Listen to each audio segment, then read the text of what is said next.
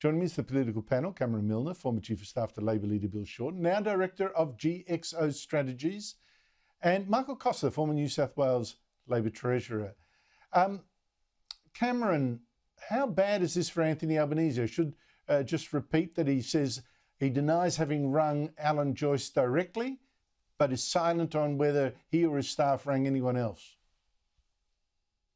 Well, it's about as bad as it can get, Andrew, as bad as it can get. I mean, this is a bonfire of the vanities for Albo. I mean, this has taken 4 days for him to come clean with a part answer, The simple thing is he should have turned it down anyway because he's the Minister for Qantas. The Minister for Qantas was taking freebies from the very airline he was regulating. That's why he breached the Ministerial Code of Conduct. That's also why the National Anti-Corruption Commission actually has to investigate this. If Albo had a shred of decency and had nothing to fear and nothing to hide, he'd self-refer.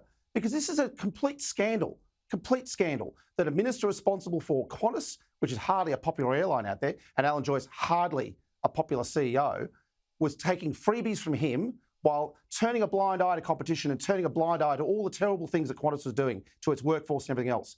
No, this is a scandal, and only the NAC, the National Anti-Corruption Commission, can get to the bottom of this and get to the truth, Andrew. Michael, what do you make of it?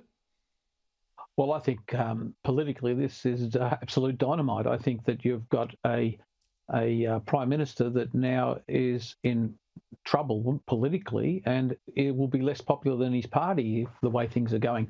Look, the perception is going to be out there that Albo is more interested in perks than he is in policy. He definitely has to clear the air. That statement there doesn't clear the air. It basically leaves open whether somebody else contacted on his behalf, and he needs to clarify that.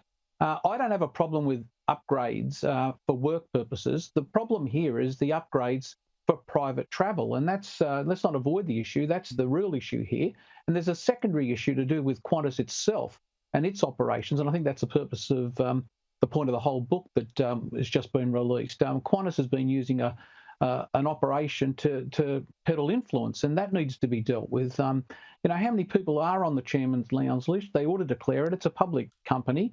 If people are getting upgrades on seats that could have been sold, that's a shareholder matter. And remember, Qantas has just been fined $100 million for deceptive behaviour by the ACCC. So look, we've got an airline that's got problems, and we've got a Prime Minister that's got a perception problem. And I agree with Cameron. This needs to be looked at by the National Corruption Commission, not in relation to the upgrades itself, in relation to that Qatar decision. We still don't know what was the rationale for that decision. What was the public policy interest in banning Qatar Airlines? We know that it's increased the cost of travel. The Anti-Corruption Commission needs to have a look at it.